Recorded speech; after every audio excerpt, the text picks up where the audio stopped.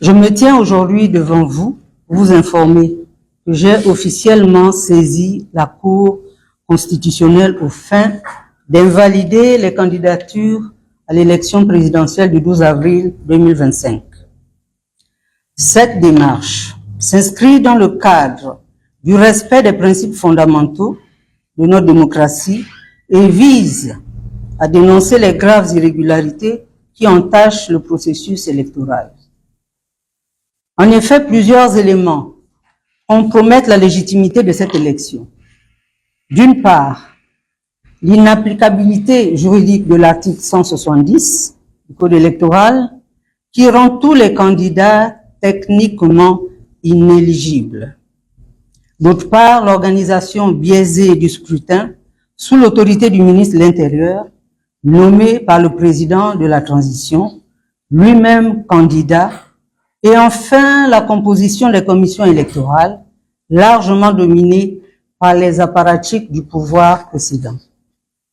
Face à ces irrégularités manifestes, il est impératif que la Cour constitutionnelle prenne ses responsabilités pour garantir une élection conforme aux principes démocratiques et de l'état de droit. Je développerai ces points en détail au cours de cette conférence de presse et je vous présenterai les actions à venir. Mesdames et messieurs, toutefois ces dispositions posent un problème juridique fondamental, c'est-à-dire l'article 43 de notre Constitution et l'article 170 du Code électoral. Du fait que les parents de tous les candidats retenus à l'élection présidentielle du 12 avril 2025 sont nés avant l'érection de la nationalité gabonaise, qui est consécutive à la loi constitutionnelle numéro 4/59 du 19 février 1959, promulguant la Constitution de la République gabonaise. Dans les valeurs de la République, la citoyenneté est à l'échelle humaine de l'individu, c'est-à-dire que la seule communauté politique que la nation républicaine reconnaît légalement est la communauté nationale. Individuellement, il est sujet de droit. Collectivement, il fait partie du peuple qui légitime l'État dans le cadre de la nation. De la Constitution, la nationalité est personnellement régie par un droit civil national élaboré dans la tradition française, parce que nous avons hérité de cette tradition, de la Révolution de 1789, et qui a déteint largement sur les autres pays. Seul le national est citoyen, tandis que l'étranger n'a aucun titre à exercer les droits liés à cette qualité. La nationalité est donc la condition nécessaire de la citoyenneté. L'accès à la nationalité française est le point de passage obligé pour l'accès à la citoyenneté. Il y a donc un lien nécessaire entre nationalité et citoyenneté. Depuis la Révolution, le mot citoyen condense en lui deux significations conceptuelles distinctes, mais indissociables. Il désigne le national du pays et le titulaire de droits civiques en tant qu'ils sont une seule et même personne. Mesdames et messieurs, avant la date du 19 février 1959, il n'y a historiquement et juridiquement jamais de République gabonaise. Et de facto, cela concerne la citoyenneté et la nationalité gabonaise. Avant cette date, les ressortissants du Gabon ont connu des statuts successifs en fonction de l'évolution de la situation politico-administrative du territoire marqué par la colonisation française. En effet, dès la signature des deux textes que vous aurez après la conférence de presse, la convention passée entre le roi Denis, chef du clan Asiga, en présence des princes Petit Denis, fils du roi, et de Lingua, d'une part, et le lieutenant de vaisseau Édouard Boué, capitaine de la Malouine, et M. Brocan, capitaine au long cours, délégué de la Chambre de commerce de Bordeaux, de l'autre, le 9 février 1839, au village dans la case du roi Denis, rive gauche de l'actuel Gabon. Deuxièmement, Le traité de cession de souveraineté et d'une partie du territoire conclu par le capitaine de corvette Boué avec le roi Louis le 12 mars 1842, l'un des chefs de la rive droite du Gabon. La France a pris progressivement possession des territoires qu'elle érige en colonies sous appellation Gabon, sur lequel vivent plusieurs communautés ethno-linguistiques à partir de modèles sociopolitiques disparates et non constitués en état formel. Par une série de textes réglementaires pris par le président de la République française de l'époque, la colonie est administrée par les militaires. D'abord par le décret du 29 juin 1882 portant création d'un conseil d'administration destiné à être placé auprès du commandant supérieur du Gabon. Puis par le décret du 11 décembre 1888, les territoires du Gabon et du Congo français forment une seule colonie dénommée Congo français, placée sous l'autorité d'un commissaire général qui a sous ses ordres le lieutenant-gouverneur, et vous aurez tous ces documents en annexe. Le Gabon est plus tard détaché par le décret du 14 février 1906 portant réorganisation des possessions du Congo français et dépendance, et redevenant une colonie à part entière avec une autonomie administrative et financière placée sous l'autorité immédiate d'un lieutenant-gouverneur assisté d'un conseil d'administration. Pendant plus de 3 décennies, le décret du 15 janvier 1910 portant création du gouvernement général de l'Afrique équatoriale française, AEF, font la colonie du Gabon et les autres colonies du Moyen Congo et de l'Oubangui-Chari-Tchad, y compris le territoire militaire du Tchad, dans l'Afrique équatoriale française. Fédération ayant à sa tête un gouverneur général, désormais un civil français, dépositaire des pouvoirs de la République française dans les colonies ci-dessous énumérées. Le siège du gouvernement général est à Brazzaville.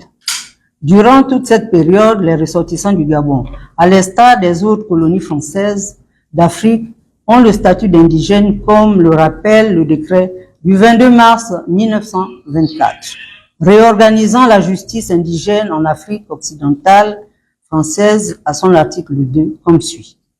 Sont indigènes, dans le sens du présent décret, et justiciables des juridictions indigènes les individus originaires des possessions françaises, de l'Afrique occidentale et de l'Afrique équatoriale ne possédant pas la qualité de citoyens français.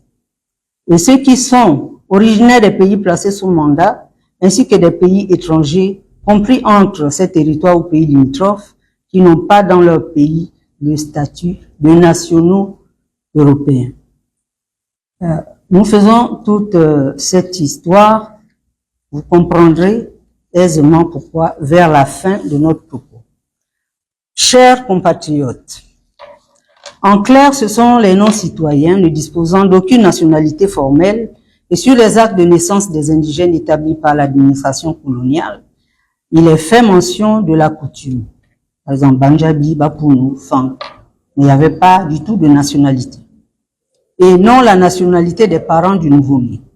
C'est en 1946 que ce statut prend fin, c'est-à-dire après la Deuxième Guerre mondiale.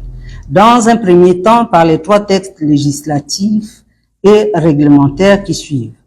Décret numéro 45-137, 22 du 22 décembre 1945, en vigueur à partir du 1er janvier 1946, portant suppression en Afrique occidentale française, en Afrique équatoriale française, au Cameroun, au Togo, à la côte française des Somalies, à Madagascar et dépendance et en Nouvelle-Calédonie, les sanctions ordinaires de l'indigénat. Décret numéro 46-277 du 20 février 1946 portant suppression en Afrique occidentale française, en Afrique équatoriale française, au Cameroun, au Togo, à la côte française des Somalies, à Madagascar et dépendance et en Nouvelle-Calédonie et dépendance des peines de l'indigénat. Enfin, la loi 46-645 du 11 avril 1946 tendant à la suppression du travail forcé dans les territoires d'outre-mer. vous comprenez aisément qu'il ne s'agissait pas là des citoyens gabonais, mais des indigènes. Dans un second, le statut des ressortissants des colonies est également modifié avec l'avènement de la Constitution de la 4e République française du 27 octobre 1946, qui institue simultanément l'Union française juridique du Gabon et des autres colonies. Déjà, les colonies deviennent des territoires d'outre-mer, car à son article 85, cette Constitution dispose que la République française est une et indivisible, reconnaît l'existence des collectivités territoriales. Les collectivités sont les communes et départements, les territoires d'outre-mer.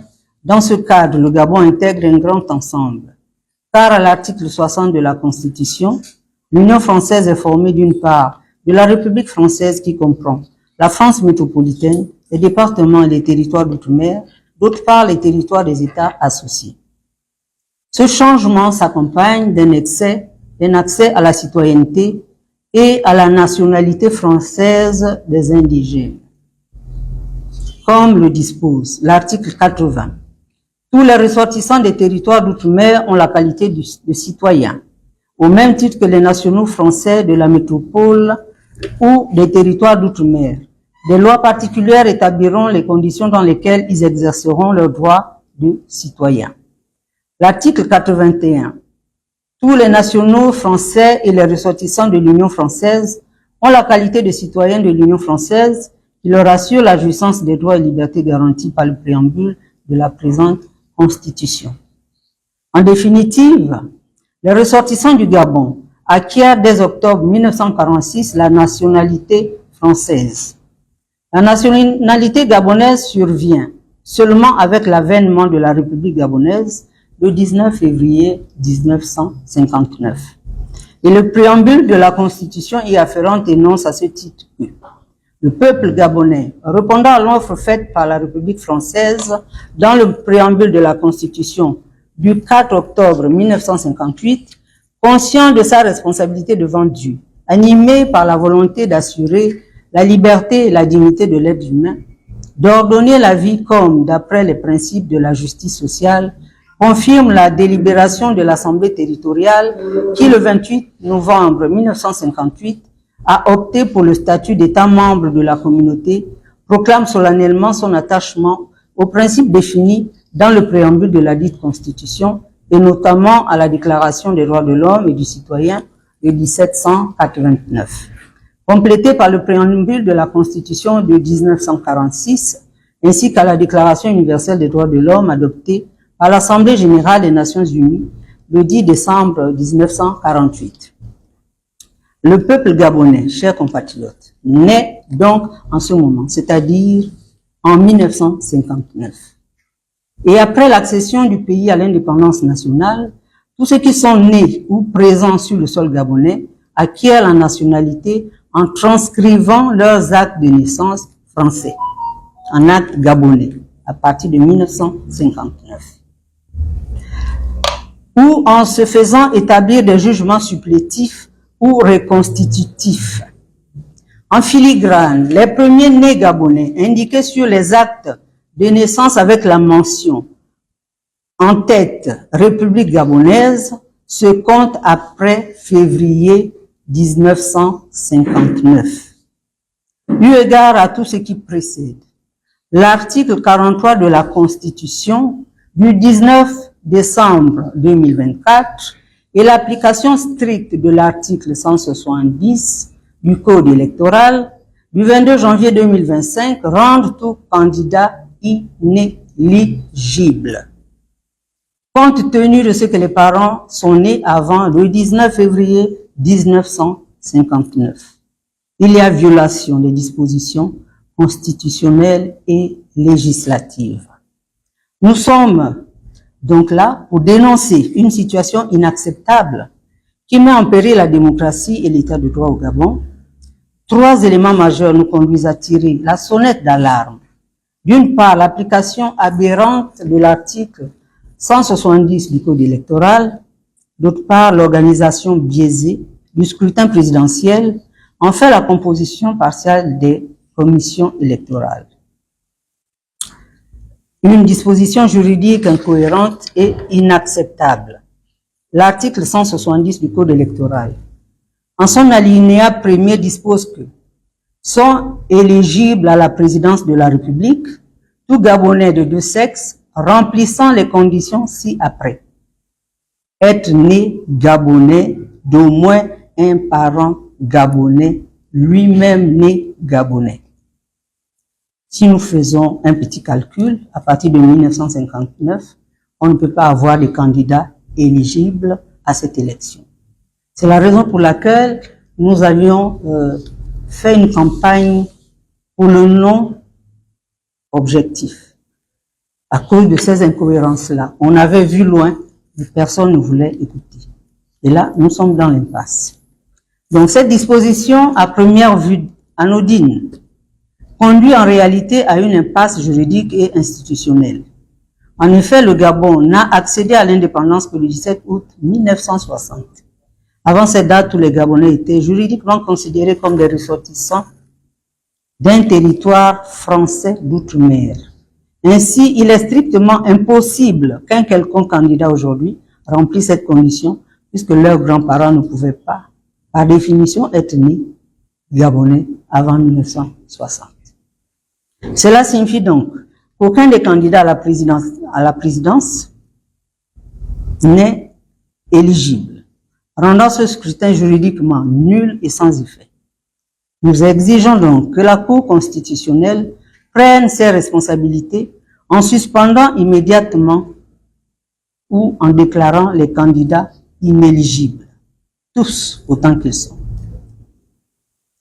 et qu'il convoque des assises souveraines pour revoir soit la Constitution, soit attendre qu'un candidat ait l'âge de la maturité ou de la majorité, c'est selon. Parce que pour ceux qui sont là, je pense que le moins âgé d'entre eux a 50 ans. Et si nous remontons, c'est-à-dire son père ne peut pas être né avant 59, disons en 1959. Or, avant 1959, tous les candidats, disons, tous les Gabonais étaient français. Et je vous ai fait la genèse pour voir la progression de la citoyenneté gabonaise, pour la meilleure compréhension de la saisine de ce matin. Donc, cela signifie donc qu'aucun candidat à la présidence n'est éligible, rendant ce scrutin nul. Donc, une organisation électorale viciée et partiale. Au-delà de cette aberration juridique, nous dénonçons également les conditions d'organisation de cette élection. Comment peut-on prétendre garantir un scrutin libre et transparent alors que le comité d'organisation, le CNOSER, est dirigé par le ministre de l'Intérieur, juge et parti? Vous apprécierez. Un homme nommé par le président de la transition, lui-même candidat à cette élection. Cette situation constitue un conflit d'intérêts flagrant et annihile toute crédibilité du processus électoral. Un ministre de l'Intérieur sous l'autorité directe d'un candidat, c'est du jamais vu. Mais au Gabon, tout est possible. Il ne peut en aucun cas être garant de l'impartialité et de la transparence du scrutin. Nous dénonçons cette mascarade et demandons que l'organisation des élections soit confiée à une instance réellement indépendante et impartiale après le rendu de la Cour qui lira le droit et strictement le droit. Donc, une commission électorale sous influence, un autre facteur aggravant est la composition même des commissions électorales. Je pense que vous avez été nombreux à découvrir ces commissions électorales avec ceux-là même pour lesquels le coup d'État était justifié. Donc, on retrouve là-dedans des apparatchiks, je préfère les nommer des apparatchiks du pouvoir, ayant joué un rôle déterminant dans le coup d'État du 30 août 2023. Donc, ces personnes, loin d'être des garants d'un processus démocratique équitable, sont les acteurs politiques dont l'engagement passé trahit une partialité évidente en faveur du régime en place. La présence de ces figures politiques compromet l'intégrité du scrutin et confirme que cette élection est organisée pour perpétuer un système oligarchique au détriment de la volonté populaire. Nous refusons que le peuple gabonais soit une fois de plus victime de manœuvres politiciennes destinées à fausser l'expression de la souveraineté. Nos exigences. Face à cette situation, nous demandons l'inéligibilité de tous les candidats en raison de l'inapplicabilité de l'article 170 du Code électoral. La mise en place d'une commission souveraine indépendante pour réviser cet article et garantir un cadre électoral conforme à la réalité du pays. La désignation d'un organe neutre et impartial pour organiser les élections, excluant toute influence du pouvoir en place. C'est pour la beauté de la démocratie. Sinon, le contraire serait simplement un passage en force. Quatrièmement, la recomposition des commissions électorales afin d'assurer une représentation équilibrée et réellement démocratique de toutes les forces politiques et de la société civile. Action à mener sur le plan diplomatique et institutionnel. Au-delà de la saisine de la Cour constitutionnelle, nous mettrons en œuvre une série d'actions afin d'alerter les instances nationales et la communauté internationale sur ces dysfonctionnements graves. Ces actions incluent adresser des courriers officiels aux représentants diplomatiques, les ambassades, les organisations internationales, pour leur exposer les violations des principes démocratiques et solliciter leur vigilance et leur soutien dans le cadre de la préservation d'un processus électoral juste et transparent. Saisir la présidence de la République et le Premier ministre, afin de leur rappeler leurs responsabilités dans la garantie d'élections libres et équitables et exiger des mesures correctives immédiates. Interpeller le Parlement et le Conseil économique et social et environnemental pour qu'ils se prononcent officiellement sur ces irrégularités et engagent des actions institutionnelles visant à rétablir la transparence et l'équité du processus électoral.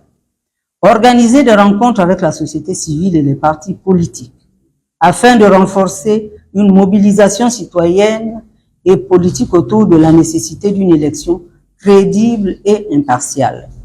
Solliciter l'intervention des instances régionales et internationales telles que l'Union africaine, la CEMAC, la CEAC, les Nations unies pour qu'elles exercent, l'Union européenne bien entendu, pour qu'elles exercent des pressions sur les autorités gabonaises afin d'obtenir un processus électoral respectueux des normes démocratiques. Mesdames et messieurs, le peuple gabonais mérite des élections, une élection juste, transparente et démocratique. Nous ne resterons pas silencieux face à cette tentative de confiscation du pouvoir à travers les manipulations juridiques et institutionnelles. Soyez rassurés, nous n'allons pas casser, mais nous allons utiliser la voie diplomatique pour faire entendre notre voix. Nous appelons donc à la responsabilité de la Cour et à la vigilance du peuple souverain. Je vous remercie. Vous avez ici le reçu de ce matin. Je ne peux pas vous le donner, mais c'est l'accusé de réception. Si vous avez des questions, je suis à votre entière disposition. Madame, bonjour, je suis de la rédaction d'Agence. Alors, au regard de votre discours, une question, c'est effectivement, vous avez dit que la Constitution pose problème. Pourquoi maintenant? Pourquoi vous avez maintenant, c'est à quelques encablures de l'élection présidentielle que vous déposez un recours sur annulation? Très bonne question. Ça montre que vous ne suivez pas les activités du FCTE. Nous avons voté contre cette constitution. Je ne vais pas revenir sur les détails, mais lorsqu'on se lève pour dire la constitution n'est pas bonne, est-ce qu'il y a encore d'autres méthodes pour le dire? Nous n'avons que nos petites voix pour le dire et nous n'avons pas été entendus. Lorsqu'on a entamé la rédaction du code électoral, nous avons fait des propositions. Nous avons écrit à toute l'administration. Nous avons écrit aux sénateurs, à tous les sénateurs, à tous les parlementaires au Premier ministre, au Président, au ministre de l'Intérieur, mais nos voix sont restées sans écho. Il n'y a que l'Assemblée qui avait accepté de nous recevoir et nous sommes allés présenter des propositions. Et voilà tout ce qu'on a fait. Et on n'a pas arrêté d'interpeller le gouvernement sur la nécessité de sortir de cette transition par la grande porte. Donc, ne pensez pas que ce n'est qu'aujourd'hui où nous posons un acte citoyen qui est en réalité, qui vise la stabilité et la paix au Gabon. Le code électoral est sorti, la nouvelle constitution est sortie. Pourquoi, précisément à cette question d'attente, pourquoi n'avait pas eu recours dès les quelques jours après la... Mais on avait fait des propositions pour la rédaction du code électoral. Nous sommes allés défendre ces positions devant l'Assemblée. Qu'est-ce qu'il faut faire d'autre? Marcher? La marche? Ben, pour nous, c'était pas encore. Moi, je ne souhaite pas que ce pays soit la Côte d'Ivoire plutôt. Je souhaite que ce pays respecte les règles du jeu. Parce que nous avons trouvé toutes ces règles-là. Quand vous parcourez ce propos liminaire, vous voyez d'où nous sommes partis. Et je pense que nul n'a intérêt à ce que les choses se passent différemment.